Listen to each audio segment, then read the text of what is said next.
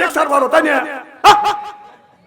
সুদ কর মসজিদে যা লম্বা লম্বা লেকচার মারে, তো কথা বলতে গেছে কইছে কি না? সুদ কর তুই আগের কাতারে যাওয়া উচিত বেটা। তোর কারণে মানুষের মুসল্লির নামাজ হচ্ছে না, তোর কারণে দোয়া হচ্ছে না, সুদ করার কারণে গ্রামে যত গজব আছে এই সুদ করার কারণে গজব আছে। কথা কথা তুই অন্যায় করবি, তুই গজবের ভাগী সব হবে নাকি?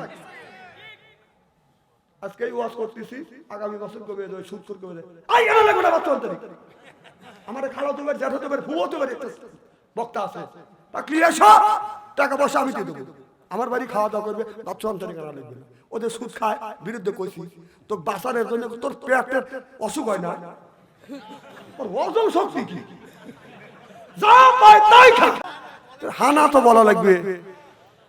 আমার ভাইরা আমার এই মাত্র বললাম দোয়া কবুল হবে না, লোকটা যদি বের না হয় আমরা তো রেডি হয়ে আসি, যে বের হবে ওবে গুড় পালিশ করবো, কথা বুঝতেছেন না? ওই যে মুসা বলছিল কেউ যদি আঘাত করে না, লোকটা যদি বাড়া যায়, সব লোক নিয়ত করে বসে যাকে বাড়া লিখ, কথা বুঝতেছেন না?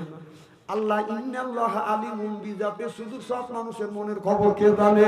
ওই লোকটা তওবা করছে, সঙ্গে সঙ্গে বৃষ্টি বর্ষিত হয়েছে। সব বলো নবী মুসা আপনি বললেন আল্লাহ বলছে বৃষ্টি হবে না, আবার বৃষ্টি হইল। মুসা বলে আল্লাহ তুমি মানুষের কাছে আমাকে খালি হেউ করলে। আল্লাহ বলে মুসা রে আমার ওই বান্দা আমার কাছে তওবা করছে আর করবে না, আমি আল্লাহ রহমানুর রহিম, আমি আল্লাহ আমার গফুরুর রহিমের নামের পজিশন ঠিক রাখার জন্য তওবা কবুল করছি, বৃষ্টি বর্ষিত করছি। সিল্লাকান আল্লাহু আকবার, নারায়ে তাকবীর।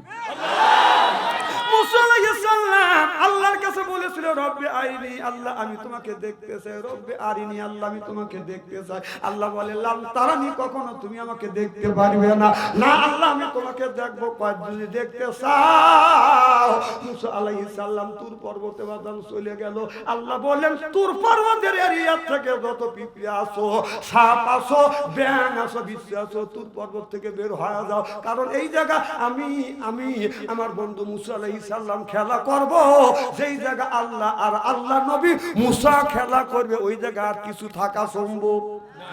সব বাদাম চলে গেল, যার যা সাপ ডিম বাচ্চা মুখে নিয়ে এলাকা তুর পর্বত ছেড়ে বাদাম চলে গেল। আল্লাহ বলো ও রহমতের ফেরেশতারা তুর পর্বত তোমরা বেষ্টন করে রাখো। ফেরেশতারা কাতার ধরে ধরে আল্লাহর আরশে আজিম পর্যন্ত চলে গেছে, এদিকে অন্ধকার হয়ে গেছে। আল্লাহ বলে মুসা আমাকে দেখবে, কহে দেখবো, রেডি। মুসা থরথর করে কাঁপতেছে, দুই কাঁধে দুইটা ফেরেশতা আছে। কি আছে? ফেরেশতা কিরামান কাতিবিনা ইয়ালামু মা লা তাফালু।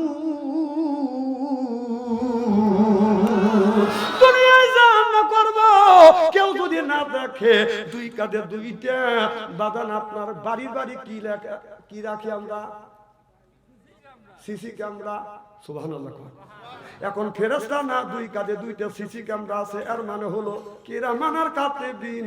সুবহানাল্লাহ বললেন না? এই সিসি ক্যামেরা বাদান রেকর্ড করে করে রাখতেছে, লেখেও রাখতেছে, ছবি তুলে রাখতেছে। কিয়ামতের ময়দানে আল্লাহ যদি বলে বান্দা এই যে তুমি অন্যায় করছো, বান্দা বলবে আল্লাহ এই অন্যায় আমি করি নাই।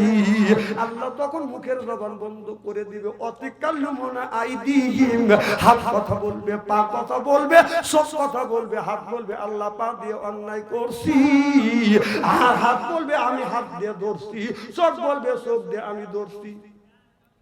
কথা বল আমার ভাইয়ের, আমার ভালো করে লক্ষ্য করে শুনুন। আল্লাহ এই হাতটা বানাইছে ভালো কাজ করবার জন্য, চোখটা বানাইছে ভালো জিনিস দেখার জন্য। আপনি কেন এই হাত দিয়ে খারাপ কাজ করলেন? হাত কিয়ামতের ময়দানে বাজার সাক্ষী দিবে। যদিও আপনি বলেন হাত মিথ্যে কথা বলতেছে, এই যে সিসি ক্যামেরা দুইটা কান্দে রয়া গেছে, এই যে সিসি ক্যামেরা যে আজকে ওয়াজ হচ্ছে কিয়ামত পর্যন্ত চলবে, এটা কি বিশ্বাস হয়? হ্যাঁ, এটা যদি বিশ্বাস করেন দুই কান্দে আপনার মন কানে কি ফেরেশতা দুইটা সিসি ক্যামেরা লাগা বসে আছে, এটা কি আপনার বিশ্বাস হয়? তাহলে কোন জ্ঞানে আপনি মিথ্যা কথা বলেন? কোন জ্ঞানে আপনি বউ মারেন? এই হাত দিয়ে মানুষ বাঁধান, বউ এমন মারা মারে।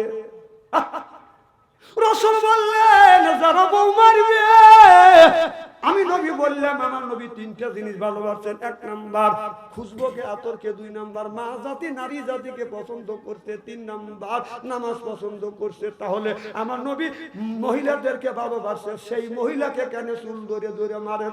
একদিন মা খাদিজা রাদিয়াল্লাহু তাআলা আনহা নবীর কাছে গেছে, আমার নবী অমি চুল ধরছে, খাদিজা চুলে ধরে চুমো দিছে। সুবহানাল্লাহ। স্বামী বিবির চুল ধরে চুমো দেওয়া নবীর আদর্শ ভিত্তিক সুন্নাত। সুবহানাল্লাহ। এই যে আমাদের যে বউ আছে, চুল ধরে কেউ চুমো দিছি? হাত তুলে দেখান তো দেখি কে চুমো দিছেন। একটাও তো পাইলাম না। মা বোনেরা শুনে বলতেছে ভালো কথা বলতেছেন, চুল তো মারহাবা কোন। দেখেন এখন এত লোক আছে দুনিয়ায়, ভালো লোক এখনো আছে, বিয়ে করবার নিয়ত করছে।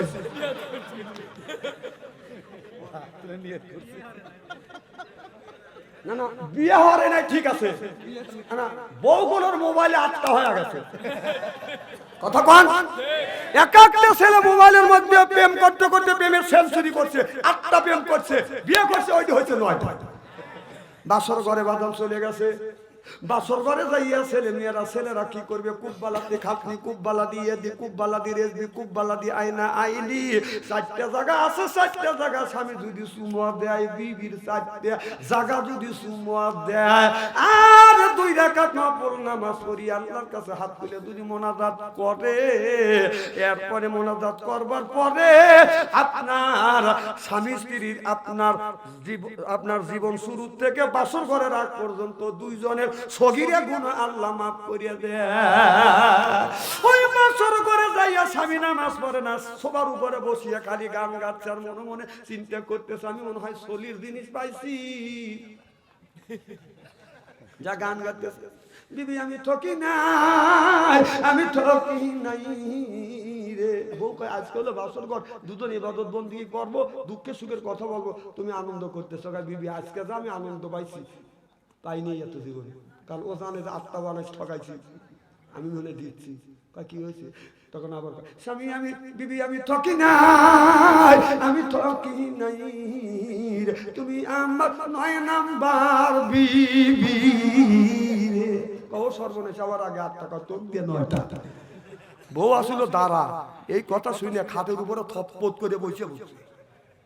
স্বামী কয় তুমি থপপত করে বসলে কেন? অল্পের সাইতে আল্লাহ কানের বগল দিয়ে বাঁচাইছে। কয় যেমন? তখন বলে কয় স্বামী আমি ঠকি নাই, আমি ঠকি নাই রে, তুমি আমার 10 নাম্বার স্বামী রে। কয় আমার আগে 9 টাকা তোক দিয়ে 10টা। এই কথা আল্লাহ বলছে আল খবিসাতু লিল খবিসা আল খবিসুনা লিল খবিসা, অর্থাৎ খবিস মার্কা মেয়েরা ভাগে খবিস মার্কা বাদান ছেলে মিলবে, খবিস মার্কা ছেলেরা ভাগে খবিস মার্কা বাদান বউ মিলবে। ঠিক? তুমি 8টা কাম দেয়া বলতে সলিড পয়সা, ওই 11টা দেহাতি হয়েছে। ভালো খুব খারাপ লাগতেছে মনে হয়। মারহাবা একটু জোরে কর। কখন উঠছে আমি ঘরই তো দেই নাই, কে 12টা পার দিয়ে গেছে। মারহাবা কর, নারায়ে তাকবীর। আরো কি চলবে?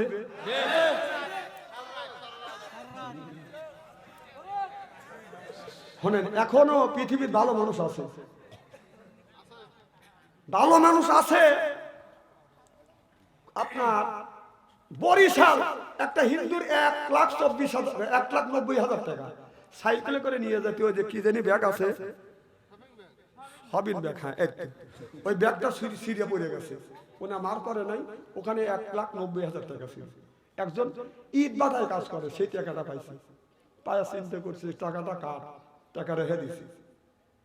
পরে একদিন পর উনি খুঁজে মুজে না পা মাইকিং করছে, মাইকিং করার পরে ওই ইট বাটার লোক শুনছে, শোনার পরে ওই এলাকার কিছু লোক নিয়ে এলাকার যে মেম্বার আছে, কমিশনার আছে, তার কাছে গেছে, যা বললো যে মাইকিং করলো কে, এই এত টাকা আমি পড়ে পাইছি, আজ 2 দিন আগে পড়ে পাইছি, 3 দিনের মাথায় সে তার কাছে জমা দিচ্ছে। ওই খবর পাইছে, তা বাদে উনি কাজ করছে, সুযোগ নিয়ে লোকজন নিয়ে আসছে, এই টাকাটা যার টাকা তাক দিয়ে দেবো। লোকটা হিন্দু টাকাকে নিয়ে আসছে, আপনার টাকা আরা গেছে, যে হ্যাঁ আমি মাইকিং করছি 3 দিন হয়ে গেছে, টাকার ভরসা ছেড়ে দিয়েছে, টাকা পাওয়া গেছে। টাকা ওনার হাতে দিয়েছে, উনি গুনে গাই টাকাটা আমার দেবতা। তখন বললো যে আপনাদের টাকা যে নিলেন সাইডে তো দিয়েছিলেন, টাকা যে পাইছে বলতেছে ওই লোকটাকে আমি দেখতে চাই, কিছু পুরস্কৃত করবো। লোকটা বললো আমার পুরস্কৃত হওয়া লাগবে না, পুরস্কারের দরকার নেই। লোকটা গোপন করছে, তার হাত পারে ধরছে যে আপনাদের তার সাথে আবার দেখা করেন না, আমি যে টাকা পায়া তাক দিয়ে দিছি। এখনো ভালো মানুষ আছে এই জমিনে, কথা কন না খায়া, আর সুদ খায়া যা লেকচার বারো, তাই না? সুদ তোর মসজিদে যা লম্বা লম্বা লেকচার বারে, তোর কথা বলতে গেছে কইছে কি না? সুদ খাতে আগের কাটার যাওয়া উচিত বেটা। তোর কারণে মানুষের মুসল্লির নামাজ হচ্ছে না, তোর কারণে দোয়া হচ্ছে না, সুদ করার কারণে গ্রামের যত গজব আছে এই সুদ করার কারণে গজব আছে। কোথায় বাধা? তুই অন্যায় করবি, তুই গজবের ভাগী সব হবে নাকি? আজকে এই ওয়াজ করতেছি, আগামী বছর কবে দেয়, সুদ করে কবে দেয়। আই গেল না গোটা বাচ্চা অন্তরে। আমার খালা তোবার জ্যাঠা তোবার ফুয়ো তোবার একটা বক্তা আছে, তা ক্লিয়ার সব টাকা পয়সা আমি দিয়ে দেবো। আমার বাড়ি খাওয়া দাওয়া করবে, বাচ্চা অন্তরে কেনা লাগবে না। ওদের সুদ খায় বিরুদ্ধে কইছি, তোর বাঁচানোর জন্য তোর পেটের অসুখ হয় না, ওর হজম শক্তি কি, যা পায় তাই খা।